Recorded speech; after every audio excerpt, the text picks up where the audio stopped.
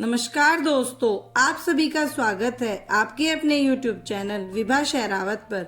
दोस्तों, अर्जुन को पशुपास्त्र कैसे मिला, आइए जानते हैं इसके बारे में। भगवान शिव का पशुपास्त्र एक अमोघ अस्त्र माना जाता है। बात उस समय की है जब हस्तिनापुर के कार्यकारी महाराज धृतराष्ट्र ने सम्राट युधिष्ठिर को सभी भाइयों और पत्नी द्रौपदी के साथ निमंत्रित किया था, परंतु कौरवों की नीयत गलत थी, जिसने जघन्य अपराध का रूप लिया। सम्राट युधिष्ठिर युद्ध में हार रहे थे क्योंकि मामा शकुनी मायावी पासों से खेल रहे थे। ये पासे मामा शकुनी के अनुरूप अंक लाते थे। कौरव हारते युधिष्ठिर के शब्दों के साथ खेलकर उन्हें धर्म संकट में डाल रहे थे। युधिष्ठिर अपने कहे हुए शब्दों में रहने को ही धर्म समझ रहे थे। यही उनसे भूल हुई और उनके चारों भाई बंदी बन गए। उनकी धर्मपत्नी द्रौपदी का अपमान हुआ। कौरवों ने द्रौपदी के वस्त्रहरण की चेष्टा की, परंतु श्री हरि नारायण ने उनकी रक्षा की। हालांकि चेष्टा मात्र ने पर्याप्त अपमान किया और इस अधर्म के भागीदार हस्तिनापुर की राज्यसभा में बैठे हर एक सभाजन हुए। महाराज युधिष्ठिर का राजपाट दुर्योधन ने छल पूर्वक छीन लिया और हारने के दंड स्वरूप महाराज युधिष्ठिर को उनके भाइयों और पत्नी सहित 12 वर्षों का वनवास और 1 वर्ष का अज्ञातवास मिला।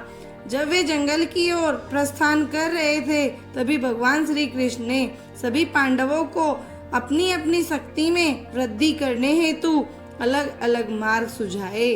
भगवान श्री कृष्ण के मार्गदर्शन और अपने पूर्वज महर्षि वेदव्यास की सलाह पर अर्जुन भगवान शिव से पशुपास्त्र प्राप्त करने हिमालय की तराई में चले गए। वहां वह उस वन में रहते थे जहां जगह जगह पर ऋषि मुनियों की कुटिया बनी थी। वहीं एक कुटिया अर्जुन की भी थी। उस वन में तरह तरह के पशु पक्षी भी रहते थे। पहाड़ों से झरने गिरते थे, मानो वन नहीं बल्कि स्वर्ग का एक हिस्सा हो। वहीं अर्जुन अपने अंगूठे के बल खड़े होकर तपस्या में लीन थे। उन्होंने खाना पीना भी छोड़ दिया था। वह केवल हवा पीकर रहते थे। उनका शरीर सूख गया था, बाल दाढ़ी मूछें बढ़ गई थी, परंतु उनके चेहरे का तेज ऐसे बढ़ते जा रहा था मानो दूसरा सूर्य निकल रहा हो। कुछ दिनों के पश्चात अर्जुन के शरीर से निकल रहा तेज उस जगह की रोशनी को अत्यधिक बढ़ा चुका था।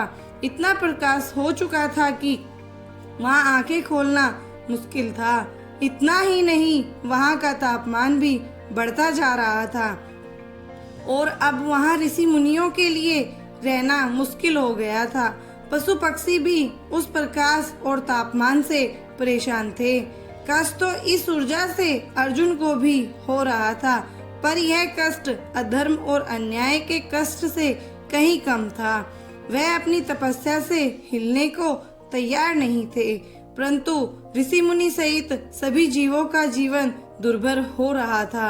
यह देखकर वहां के ऋषि मुनियों ने शिव जी की पूजा करनी शुरू कर दी और उनसे कहने लगे कि इस तपस्वी से उनकी रक्षा की जाए। त्राहिमाम त्राहिमाम करने लगे।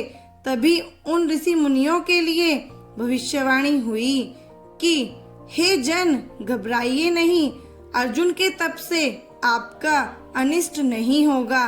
पांडुपुत्र अर्जुन मुझसे पशुपास्त्र प्राप्त करना चाहते हैं, इसलिए इतनी कठिन तपस्या कर रहे हैं और मैं उनकी तपस्या से प्रसन्न हूँ। यह सब अतिशीघ्र शांत हो जाएगा।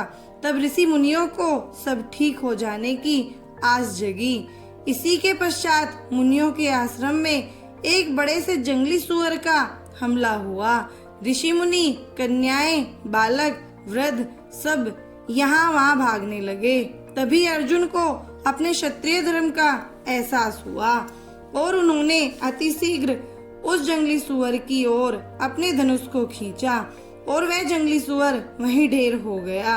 अर्जुन के बाणों के साथ ही साथ जंगली सुअर की छाती में एक और भी बाण लगा था।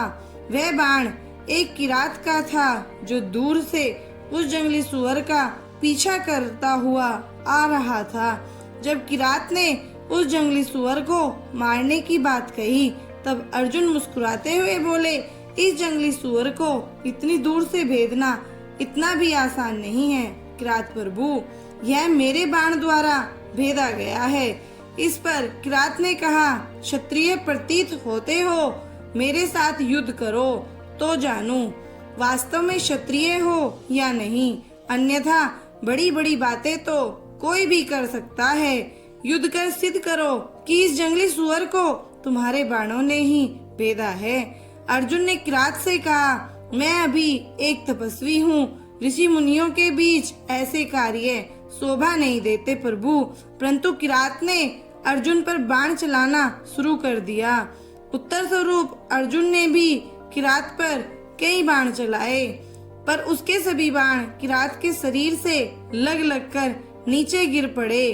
अर्जुन समझ चुके थे कि किरात मायावी है, अन्यथा उसके बाण उसे छूकर गिर क्यों जाते। अर्जुन के पास युद्ध की जितनी कलाएं थी, जितने अस्त्र शस्त्र थे, सबका उसने उपयोग किया, पर किरात पर कोई असर नहीं हुआ। उसे तनिक हानि नहीं हुई। जब दैविक अस्त्र भी किरात का कुछ बिगाड़ ना पाए, तब अर्जुन हाथ जोड़कर अपने घुटनों पर बैठकर भाव विभोर हो बोले, हे महादेव, आपके सामने क्या शौर्य, क्या धनुर्विद्या, क्या दैविक अस्त्र शस्त्र और क्या मेरा कुल और वर्ण। मुझसे भूल हुई, मुझे क्षमा करें करुणा सागर, मैं आपको समझ नहीं पाया। भगवान भोलेनाथ ने प्रसन्नता भरे स्वर में कहा, अर्जुन, मैं तुम्हारी वीरता की परीक्षा लेकर परम संतुष्ट हुआ हूँ।